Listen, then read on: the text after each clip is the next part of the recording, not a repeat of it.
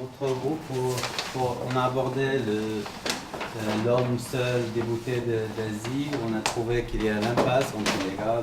On parlait de logement.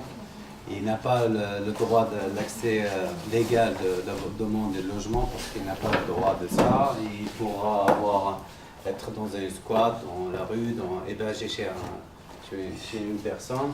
Sauf elle a rajouté le 115. Et je ne sais pas comment il s'appelle là, l'organisme qui... le droit à l'hébergement obligatoire, je sais pas. Ouais. Et il reste qui profite des couvertures sociales d'aide d'État. Et on a parlé un peu quelle est sa position juridique par rapport à QTF. Il n'a pas le droit de travailler, donc il n'a pas de source de l'argent, il n'a pas prouvé comment il va payer son loyer et tout ça. En plus, vu qu'il n'a pas un titre, il ne pourra pas accéder ou bien parler avec un bailleur sur ça. Et on a un manque d'informations par rapport à la barrière de langue. On a deux choses à parler par rapport à ça. Il y a un manque d'utilisation de langue anglaise qui est une langue pour les autres, basique, qui remet tout le monde, qui pourra passer et parler de son droit entre les deux.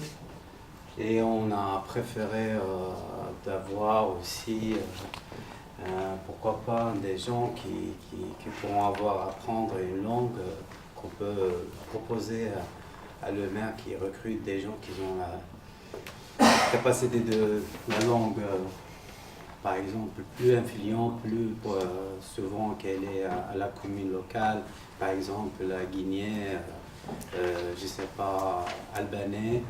Il y a une personne qui pourra un peu parler ces langues-là pour aider. Pour la famille, qu'elle a le droit, donc on a fait la différence entre une famille qui a le statut, qui est une famille en procédure de statut. Donc là, elle a le droit, elle a l'accès de logement. Il y a différents droits, mais comme il a dit l'intervenant, c'est comme des escaliers, je sais pas, une étape après une étape. Ça sera difficile par rapport aussi qu'ils ne trouvent pas des appartements, pas de grandes familles, mais des studios. Et voilà. Peut-être le second groupe sur l'homme seul débouté d'asile, voir en comparaison ce qui a été dit, s'il y a des choses différentes qui apparaissent. Déjà, on s'est posé la question de s'il avait épuisé tous ses recours et si c'est pas le cas, d'aller dans cette piste-là. Au niveau du logement, avec le squat, c'est peut-être pas le top, mais c'est mieux que rien.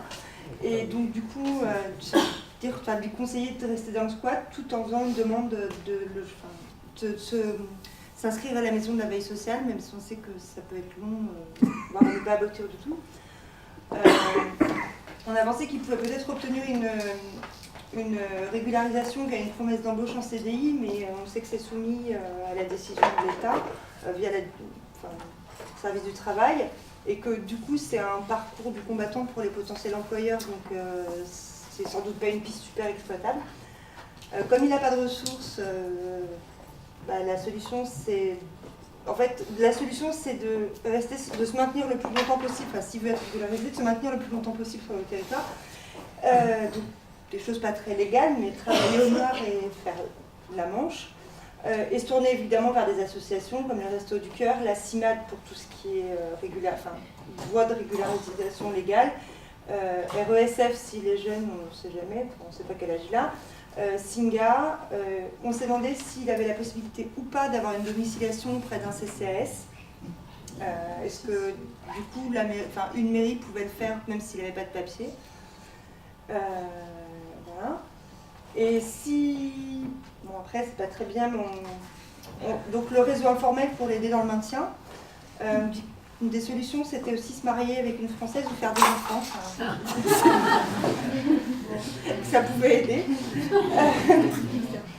Ou alors, une des solutions, c'est qu'il y a eu, à un certain moment dans l'histoire, c'est s'il arrive à prouver son séjour sur plusieurs années, parfois il y a eu des régularisations massives, enfin d'un coup de sans-papiers, c'est arrivé il y a voilà, quelques années, ils en régularisent 100 000 d'un coup, d'espérer pouvoir être dans ces 100 000-là, et puis de prouver sa présence sur le territoire, et qu'au bout d'un moment, grâce à la CIMAD, avec la présence sur le territoire, de faire une demande de régularisation tout à fait normale, enfin standard.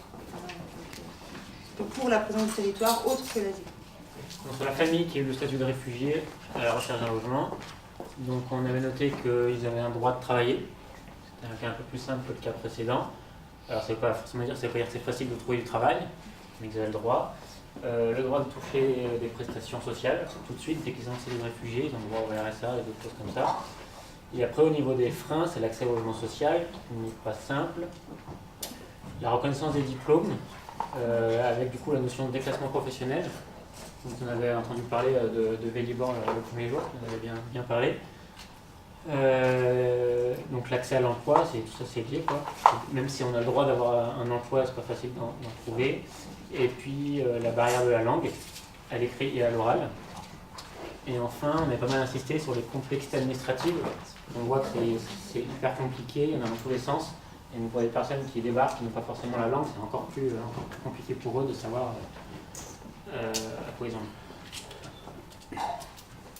Donc nous, on est bien parti sur une famille qui habite sans titre, en bidonville, sans titre de séjour. Donc les premiers besoins, c'est surtout la santé, manger, l'hygiène, avoir des douches qui soient accessibles, l'école, le logement, avoir une domiciliation.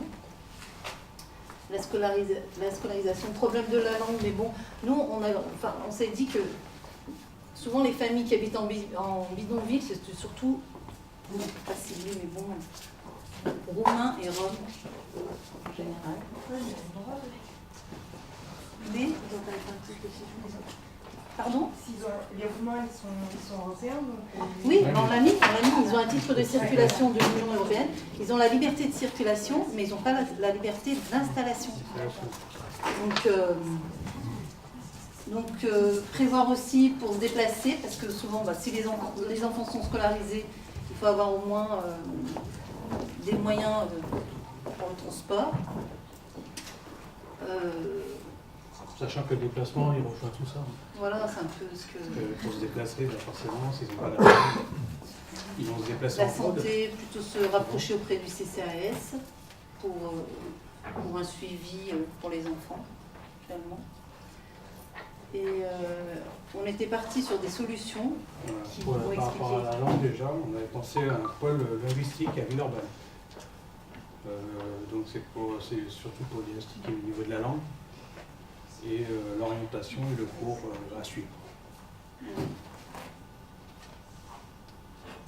Alors pour l'hébergement, on avait pensé aussi, justement, parce que là on parle de bidonville, donc là c'est les algécos, les préfabriqués, containers et un accès à l'eau. Donc, nous, on avait une famille qui habite en bidonville sans titre de séjour. Et donc, on a réfléchi à un moment sur pas mal de questions, dont on était parti sur l'aide médicale d'État. Et on nous a dit, oui, il faut au moins justifier de 3 mois à l'aide médicale d'État, 3 mois de présence en France pour pouvoir y avoir droit. Et on s'est dit, mais comment une famille qui vit en bidonville peut justifier de ça? Et donc nous, on a réfléchi, on s'est dit, ah, mais on peut le justifier si les enfants sont scolarisés. Et à partir de là, on s'est dit, mais comment on peut faire savoir à cette famille qu'elle peut faire scolariser ses enfants? Et du coup, on s'est dit, ah oui, mais cette famille, elle n'a pas forcément d'accès aux informations, donc comment elle fait pour le savoir? Et c'est là qu'on a pensé à mettre en place des équipes mobiles d'information pour l'accès aux droits, pour aller dans les bidonvilles, qui seraient en lien soit avec des associations, soit avec le CCVA, pour expliquer aux gens qu'en fait, le CCAS, pardon. C'est la salle de... Je suis fatiguée, désolée. Le CCAS, qui pourrait expliquer aux gens quels droits ils ont, qu'est-ce qu'ils peuvent faire pour y avoir accès. Voilà, et après, on avait une question, c'était quelle est la réserve de la ville pour les logements sociaux? Aujourd'hui, on a vu beaucoup de choses. On a détaillé certains points. Donc ça nous a permis de comprendre certains points. Et pour la suite, Voilà. Aujourd'hui, là, j'ai senti qu'on commence à se connaître un petit peu et il naissait un petit peu des complicités ou des choses. Voilà, le froid qu'on pouvait avoir dans les travaux en groupe jusqu'à maintenant, bah, finalement, ça devient fluide. Et je trouve que voilà, moi, ça me fait plaisir. Même si on est conscient que c'est compliqué, les situations qu'ils vivent, c'est encore plus compliqué avec le système actuel. Donc, beaucoup de zones d'ombre ont été quand même un peu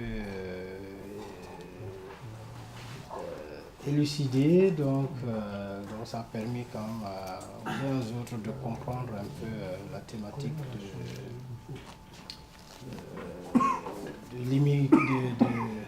de l'immigration, de l'immigré dans sa situation sans papier ou demandeur d'asile, ainsi de suite, quoi. Le travail en groupe a ouvert beaucoup de portes et on commence peut-être à avoir enfin, pas encore le bout complet du tunnel, hein, mais il va peut-être arriver quelque part. Je trouvais que par rapport à la question de fond, c'est quand même quelque chose qui est très orageux parce qu'on est toujours, enfin c'est un sujet qui est hyper clivant, on voit les volontés politiques qui ne sont pas forcément les mêmes que les volontés des associations, enfin, c'est toujours très ambivalent entre ce qu'on aimerait faire et ce qu'on peut faire et là où sont les freins, les blocages et sur lesquels on n'a pas forcément de levier court terme ou moyen terme.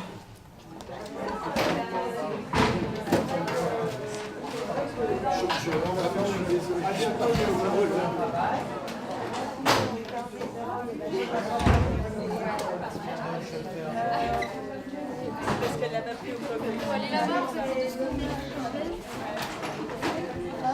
D'accord. La galette.